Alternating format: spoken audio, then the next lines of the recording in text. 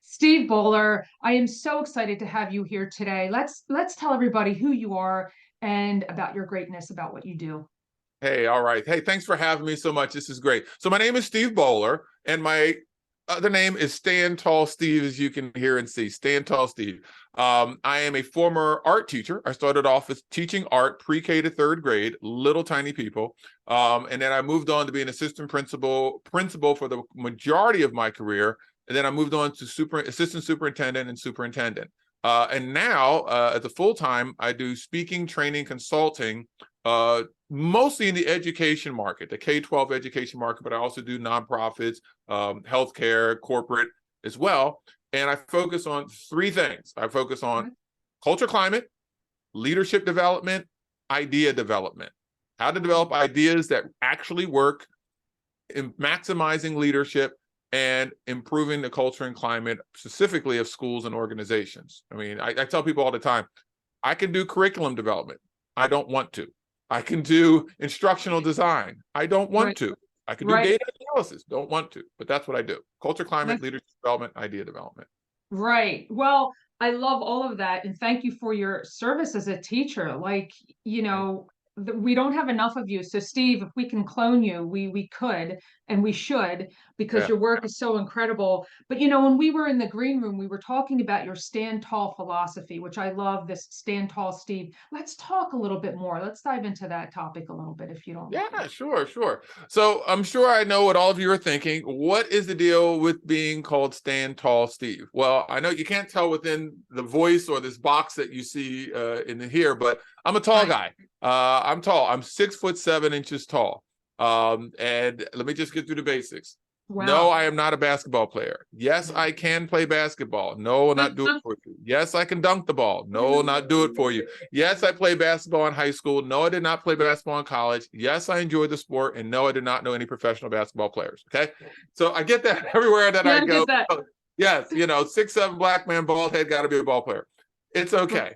So with being a tall person, and everything, throughout my life, becoming a tall person was kind of a struggle for me.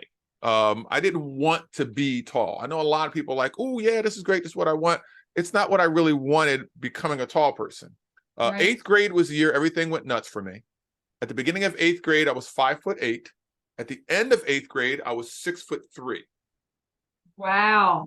Oh my goodness. 6'3". And like, this is one school year, not one calendar year. Like, being in the school to the end of school, I grew about 7 inches. Wow. So, you hear the term growing pains. Yeah, I had them, wow. Big feet. I was 13. I wore a size 13 shoe, tripped over my feet constantly. My knees hurt, my ankles hurt, my back hurt. It was, I had anxiety at night because I was afraid of going to sleep, because I knew that's what the pain would hit when I slept, and I couldn't make it through the night. I had to wear a Holter monitor throughout. Yeah, little sticky things on my chest. They'd go down in this bag and they read my heart, because I would have horrible chest pains throughout my 8th grade year. So I had to wear this multiple times. Now, I don't know about you, but back in the 80s, an 8th grade boy walking around with something that looks like a purse. Yeah, forget it.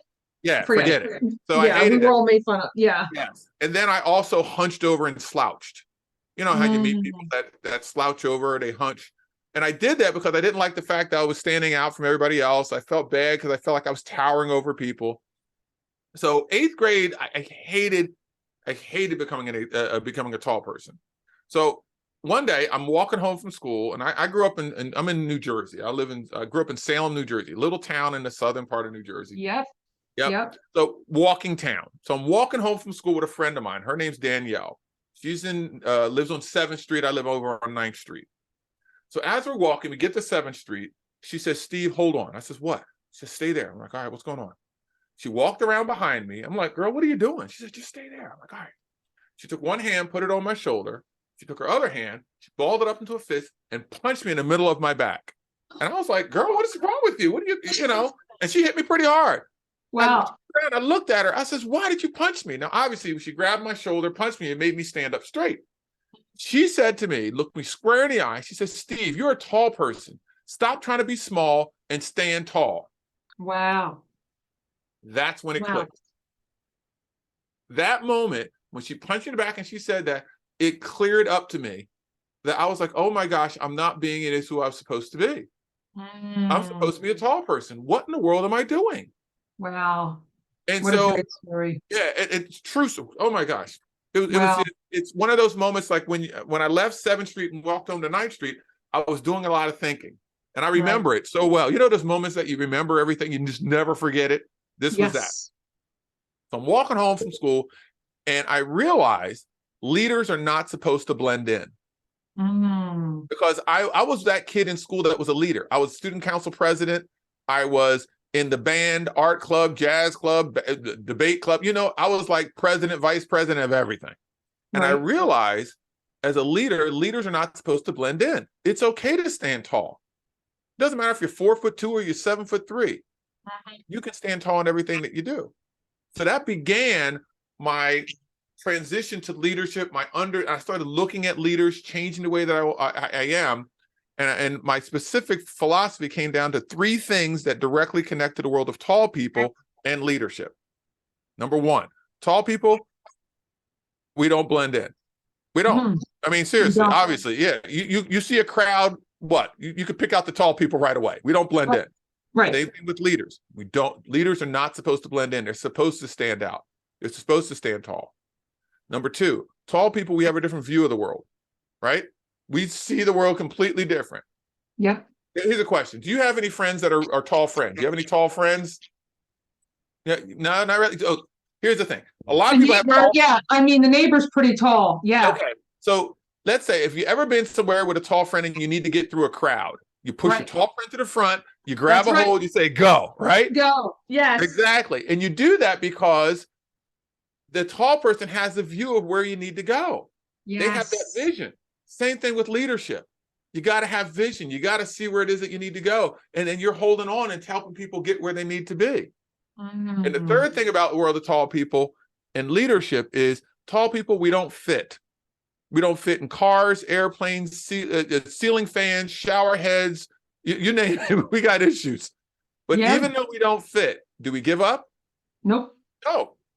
Suck it up, buttercup. Let's go. So what if the car's too small? Fold your legs and get in. Let's go. So what if the airplane seat doesn't fit you? Got to get to where you got to go. Same thing with leadership. It doesn't always fit. Wow. Suck it up, buttercup. Let's go. So as far as my stand tall philosophy goes, it's about that. You know, you're not supposed to blend in. Have that vision to take people where you need to be. And even though it doesn't fit, suck it up. Let's go. What great advice. I feel like I'm listening to an 80 or 90-year-old person who's had a lifetime of experiences, but how lucky are we to have you share that with us, because it's okay not to fit in. Do you know how many people try to? And what you're saying here is embrace who you are. Embrace it. Suck it up. It might not fit, but you don't want it to. You want to stand out and be the leader and be that person who people look to. So you're absolutely right. We can always pick out that tall person. So now let's pick out that leader, because they're, you know, sticking out in so many great ways. Yeah. So brilliant, Steve. Well, thank you. I appreciate that. Yeah, it means a lot. And that's how I kind of live my life. That's how I do what it is that I do. I was like, you know what? When it's time for me to step in to be that leader role, and here's the other thing, you're not always. Sometimes your job is not to be the leader. It's to be the support, the help, whatever it is. Be true to yourself with that. It's like, you know what? This is my role right now. Let's do that. But when it's time for you to step up, let's step up and do it. Let's get done what needs to be done as best as may be, and utilize your integrity. Maximize that level of integrity so that you can, you know, people will see you for who you really are. Yep. And that's what we want today, right, Steve? We want authenticity. We want integrity. These are values and things that we want to share in this world of artificial intelligence and everything that's changing in our worlds today. You know, look at us here. We're communicating virtually, and we're going to share this virtually. But you know, your authenticity and who you are and sincerity is shining right through. So this is giving us the opportunity to think about who we are, who we want to become, and really embrace who we are, right? Yeah, it is. And and tell you what, it's a process sometimes, you know. Yeah. We're our own. Sometimes we bring ourselves down more than anybody else. You got to have that positive self-talk. You know, there's nothing wrong with positive affirmations. There's nothing wrong with saying, you know what, you got this, Steve. Come on, it's okay. You make a mistake, you know, you don't Right. lose, you learn. All right, what else can I get? That reflection, that piece can help moving forward. So I appreciate that. Yeah. Yeah, it's so important, Steve, right? I love that you mentioned positive affirmations because you know what? If you're struggling, just write it down, post it, and tape it on a mirror, or just, make it be the first thing that you see in the morning. Put it in your bathroom mirror, put it on your desk. I think positive affirmations are so important to see how far we can go in believing in ourselves. That really is where the success begins, isn't it? It is. It is where it begins. You are your best advocate. So, as you know, I've worked in education. Yeah, I still work in education. I love it. yeah, And one of the things that teachers specifically they do all the time is they tell kids to be an advocate for themselves. You know, speak up for yourself. Do what it is. Know what you want. You may not always get it, but you got to speak for yourself. But yet, a lot of educators and teachers and adults, we don't advocate for ourselves either. Right? We don't speak those positive things to ourselves. We make a mistake and fall apart. We make a mistake and think the world is over. But yet we're trying to do that for kids. We need to make sure that we do that as well. Right? Sometimes you make mistakes. Sometimes things don't go the direction that you need to. Sometimes it's a hot mess. Sometimes doors open and you don't need to go through. But you yeah. need to be an advocate for yourself. Have those conversations with yourself. Say those positive things. And that becomes a habit. It becomes a routine. That's I right. was just explaining to somebody just last week, there's that the power is in the repetition. Power is Yes. in the repetition. You keep those positive things going, those positive affirmations, those positive thinking, repetition, repetition, repetition. Repetition then becomes your own culture and your way of being and things that That's you right. need to do. Yeah. Wow, it's so brilliant. That just warms my heart and thinking of all the positivity that you're putting out with your work and speaking. So, in all of this great work, Steve, tell me, is there a favorite piece of clothing or accessory that you have that you always reach for, and how does it make you feel? Well, yes. There's actually two. One, watches. I'm a watch guy. I love watches. I probably spend way too much on having nice watches. I just got a wonderful Tag Heuer the other about a month ago. I feel good when I have a nice watch on. And Yeah, I'm a tall guy, I'm a big guy. So I get bigger watches. I know sometimes some it's a people big like, oh, they're watch. so ostentatious and stuff. No, I love a nice watch. It makes me feel good. I like analog, reading the dial. My son Yes. also is that way. Oh, great. So it's for me, it's watches and shoes and sneakers specifically. I'm a sneakerhead. I have tons and tons of sneakers. I love Um, it. and with a size 15 shoe, it's not easy to find sneakers that fit you. And I think that's probably what it is. When I was younger, you got one pair of sneakers or two, and that's all that That's could right. fit me. And that's all you had. And so now that I'm older, to find sneakers that actually fit me that are nice, it just makes me feel like I'm all right. So sneakers and watches. I love Wasn't it. expecting that question, I but love yeah, you're right. I love the reflection that I did on that. That was good. That's great. It's a great reflection. Yeah. Well, what I love about this conversation is just about everything. So if someone wanted to find you and follow you, where's the best place for them to check you out, Steve? Yeah, well, basically, you look up Stand Tall Steve anywhere and you'll get me. All right. StandTallSteve.com is my website. Great. Stand Tall Steve Instagram, Stand Tall Steve Twitter, Stand Tall Steve Facebook. For LinkedIn, it's just my name, Stephen Bollar, for LinkedIn. Stand Tall Steve TikTok. So yeah, you look me up for Stand Tall Steve anything and you will find me. Stand Tall Steve YouTube. I got a ton of videos out there as well. Also.